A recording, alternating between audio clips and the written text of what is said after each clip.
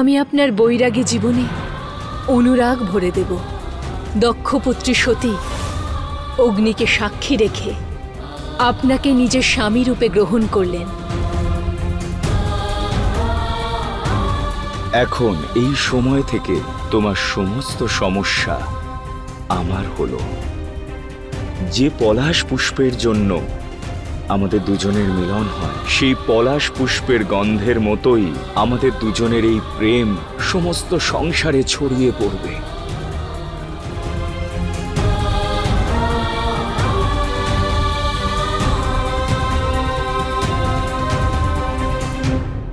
এটি পলাশের বীজদেব। যখন এর ডালে ফুল ফুটে উঠবে তখন পুরো কৈলাস এমন হয়ে যাবে, মনে হবে যেন লাল ওড়না বিছিয়ে আছে। এর সৌন্দর্য দেখে চোখ ফেরানো যাবে না। জানো সতী, আমি তোমাকে এখানে কেন এনেছি? কারণ আমি তোমার কাছে ক্ষমা যাচনা করতে চাই। এই পলাশ বৃক্ষ যা তুমি নিজে রোপণ করেছিলে, এ শুধুমাত্র একটি বৃক্ষ নয়, এটি একটা বিশ্বাসের প্রতীক যা তোমার আমার উপর ছিল। যখন আমাদের পুনর্মিলন হলো, তুমি বিশ্বাস করতে যেভাবে এই পলাশ বৃক্ষ প্রস্ফুটিত হবে সেইভাবেই তোমার জীবন আমার সাথে সুখ আর প্রেম দ্বারা পরিপূর্ণ হবে। কিন্তু আমি হেরে গেলাম সতী। এই পলাশ বৃক্ষ আর তোমার বিশ্বাস কোনোটাই রক্ষা করতে পারলাম না। আর এখন সবকিছু এই দগ্ধ পলাশ বৃক্ষের মতো শূন্যতে পর্যবসিত হয়েছে।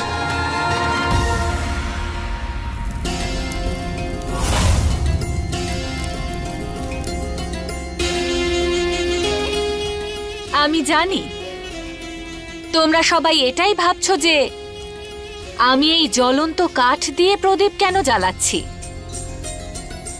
কারণ চিতার জন্যেও এমনই আগুন সংযোগ করা হয়। যখন চিতা জ্বলে ওঠে তখন সবাই শোক পালন করতে থাকে, আর সেই চিতার আগুন অন্য কারোর সৌভাগ্যের পথের আলো হয়ে ওঠে। শুধু এটাই ঘটেছে। সতীর চিতার সঙ্গে সঙ্গে সমস্ত সৃষ্টি ওর চলে যাওয়ার জন্য শোকস্তব্ধ, আর অন্যদিকে সতী দহনের আগুন পাতাল লোকে আমাদের সৌভাগ্যের প্রকাশ হয়ে এসেছে। আপনার এই কথার অর্থ কি মাতা?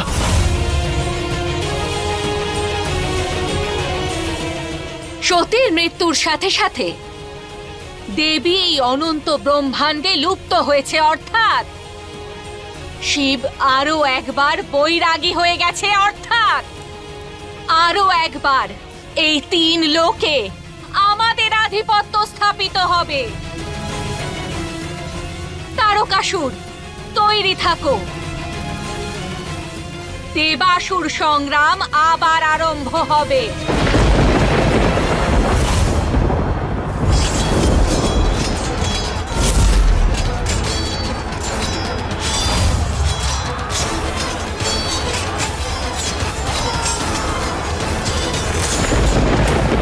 কিছু মনে পড়ছে দেবরাজ ইন্দ্র?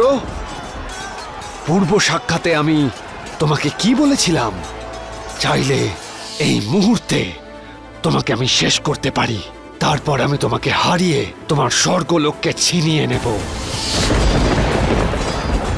আর এখন সেই মুহূর্ত আসন্ন।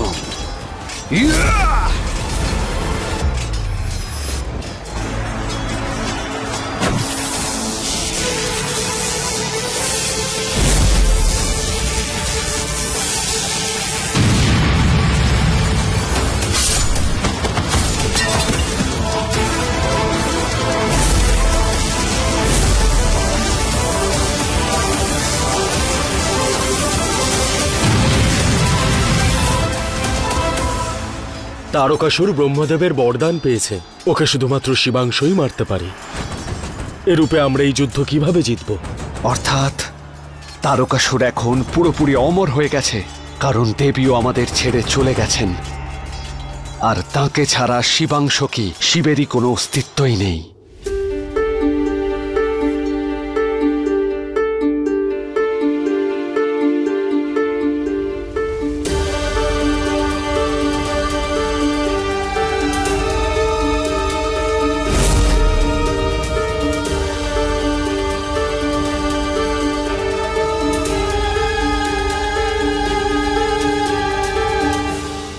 সতীর মৃত্যুর পরে মহাদেবের বিলাপ বেড়েই চলেছে। খুব শীঘ্রই আমাদের কিছু করতে হবে, অন্যথা দেব আর অসুরদের সংগ্রামে অসুর 3 লোকেই নিজেদের আধিপত্য স্থাপন করবে আর সম্পূর্ণ সৃষ্টিতে আতঙ্ক ছড়িয়ে দেবে।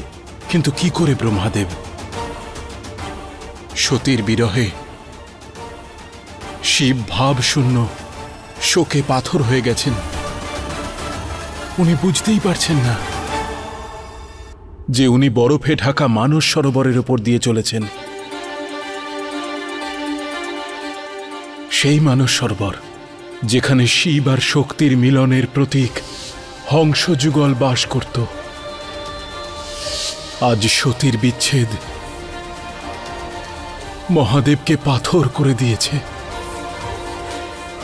ওনার মনের অবস্থা মানস সরোবরের এই জলের মতো হয়ে গেছে, যা একদা স্বচ্ছ তরল ছিল, তাই আজকে শান্ত আর কঠিন হয়ে গেছে। স্বচ্ছ জল জমে বরফ হয়ে গেছে। আমি জানি এখন আমাদের অসুরদের হাত থেকে সৃষ্টিকে রক্ষা করতে হবে, কিন্তু মহাদেবের এই বিলাপ কি করে শেষ হবে সে প্রশ্নের উত্তর তো আমারও জানা নেই।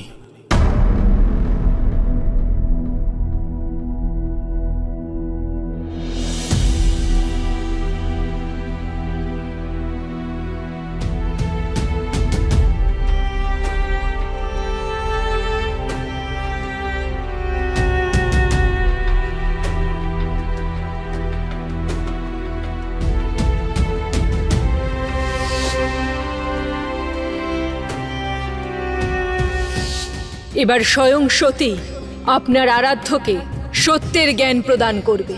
তাকে এটাই বোঝাবে সৃষ্টিকে প্রলয়ের হাত থেকে বাঁচানো ওনার কর্তব্য।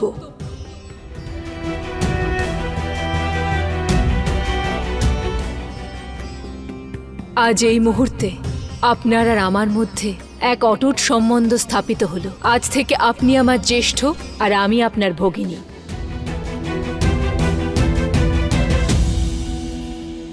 আমার আরাধ্য অত্যন্ত কষ্ট পাচ্ছে দেবী, আর আমি তাকে এই কষ্ট থেকে মুক্তি দিতে চাই। আমি জানি না যে এই বিলাপ কি করে শেষ হবে, কিন্তু এটা আমি খুব ভালো করে জানি যে আপনি আমাকে অনন্তকাল ধরে নিজের জ্যেষ্ঠ রূপে স্বীকার করে নিয়েছেন। তাই আজ আপনার এই জ্যেষ্ঠ আপনাকে আহ্বান জানাচ্ছে দেবী, মুক্ত করুন আমার আরাধ্যকে এই কষ্ট থেকে। পুনরায় তার জীবনে ফিরে আসুন। কেবল তাহলেই উনি ওনার এই কষ্ট থেকে মুক্তি পাবেন।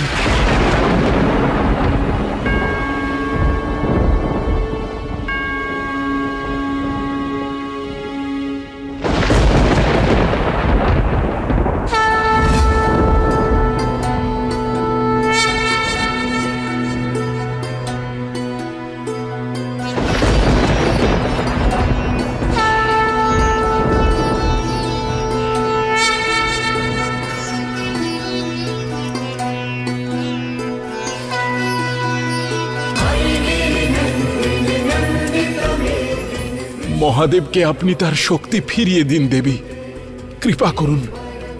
ওনার অর্ধাঙ্গিনী হয়ে পুনরায় ফিরে আসুন। আপনাকে ছাড়া মহাদেব, এমনকি এই সমগ্র সৃষ্টি অস্তিত্বহীন হয়ে যাবে। নারায়ণ, এই সৃষ্টিতে প্রত্যেক প্রাণীকেই পীড়া ভোগ করতে হয়, তা সে দেবতা হোক, অসুর হোক বা মনুষ্য। পীড়া শাশ্বত, আর তাতে দুঃখী হওয়া বা না হওয়া আপনার উপরই নির্ভর করে। অর্থাৎ আপনি কখনো মনুষ্য জন্ম নেবেন না দেবী? আসব, আমি পুনরায় মনুষ্যরূপে জন্ম নেব, কিন্তু তার পূর্বে আপনাকে এক মহত্বপূর্ণ কার্য করতে হবে। যদি আমার কোনো কর্মের দ্বারা দেবী পুনরায় এই সংসারে ফিরে আসেন, তাহলে আমি প্রতিশ্রুতি দিচ্ছি আপনি যা বলবেন তা আমি অবশ্যই করব। তাহলে যান নারায়ণ, নিজের সুদর্শন চক্র দিয়ে সতীর মৃতদেহ খণ্ডিত করে দিন।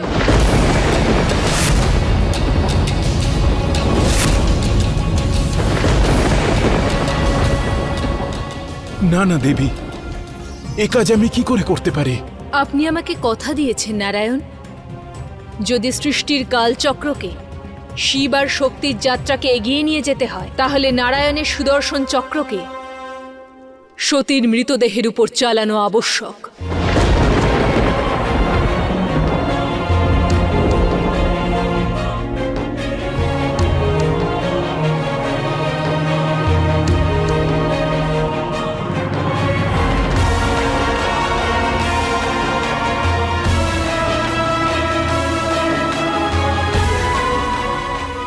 মহাদেবের বিলাপ এই সম্পূর্ণ সৃষ্টির ভারসাম্য বিনষ্ট করছে। কিছু করুন নারায়ণ, আপনাকে শিবের এই বিলাপ থেকে মুক্ত করতেই হবে।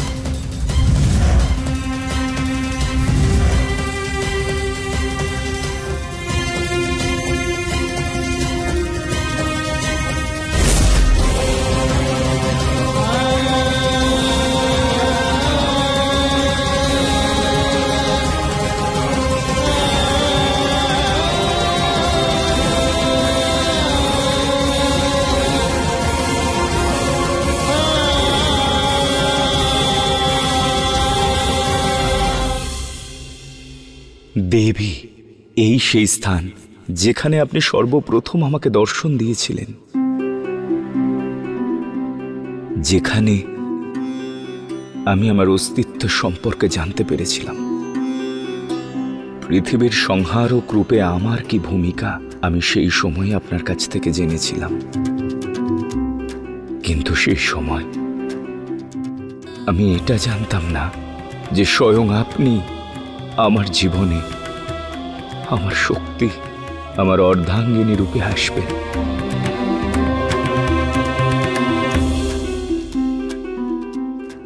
আপনি আমার অংশ নয়, পরম স্বরূপ পাবেন। আমি সর্বদা আপনার সঙ্গে থাকব, পরম রূপে আপনার শক্তি হয়ে।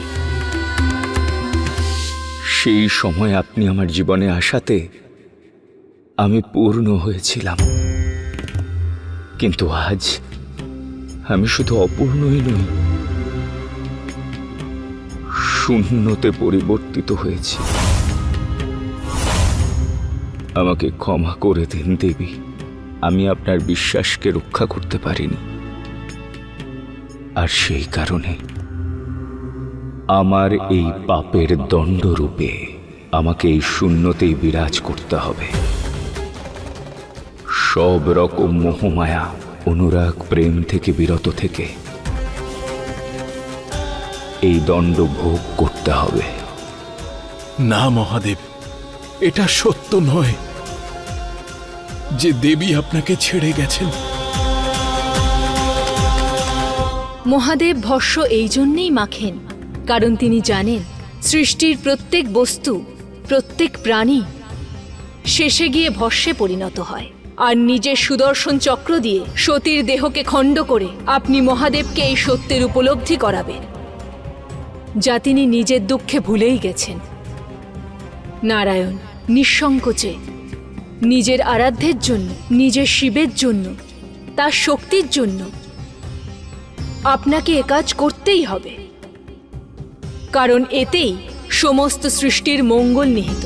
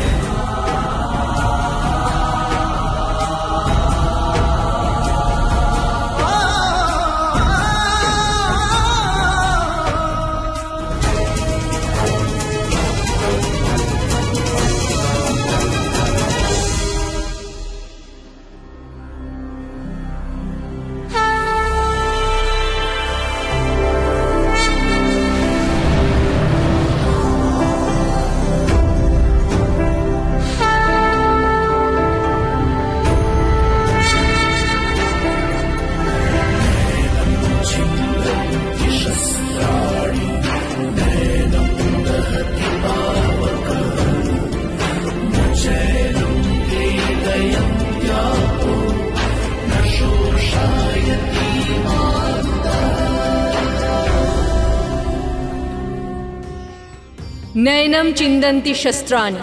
যদিও সতীর শরীর মৃত, কিন্তু তার আত্মা সতত এবং শাশ্বত, আর কোনো অস্ত্রই তার আত্মাকে খণ্ডিত করতে পারবে না।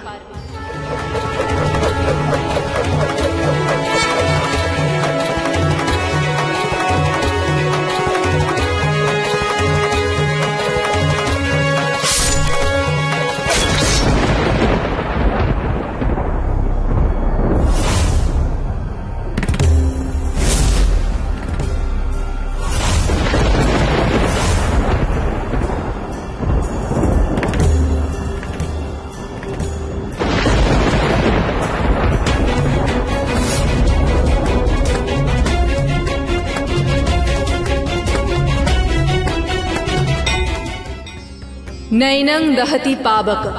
না আগুন তাকে পোড়াতে পারে, ন চৈনং ক্লেদয়ন্তক, আর না জল তাকে দ্রবীভূত করতে পারে, ন শোষয়তি মারুতঃ, না বায়ু তাকে শুষ্ক করতে পারে।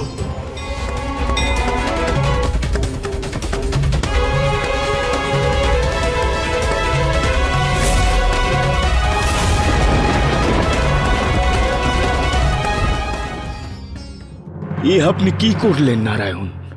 আমি সেটাই করেছি মহাদেব, যা দেবী করতে বলেছেন। শরীর নশ্বর হতে পারে, কিন্তু আত্মা আত্মা অবিনশ্বর।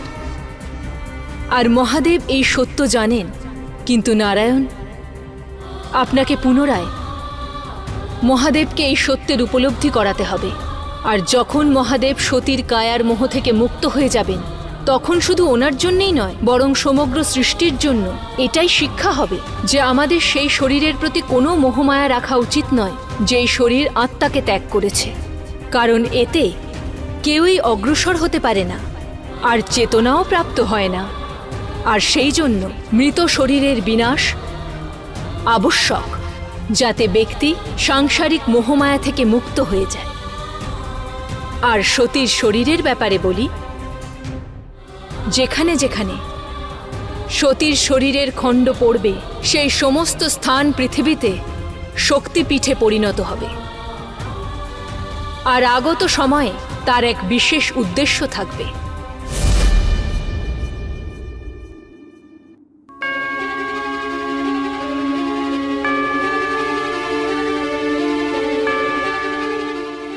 আপনাকে দুঃখ দেবার জন্য আমাকে ক্ষমা করে দিন মহাদেব, কিন্তু আপনার বিলাপ শেষ করার আর পুনরায় আপনাকে সংসারে ফিরিয়ে আনার কেবল এই একটাই উপায় ছিল।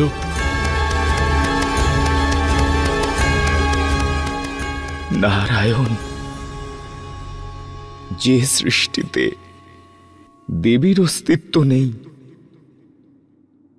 আমি সেই সৃষ্টিতে থাকতে চাই না।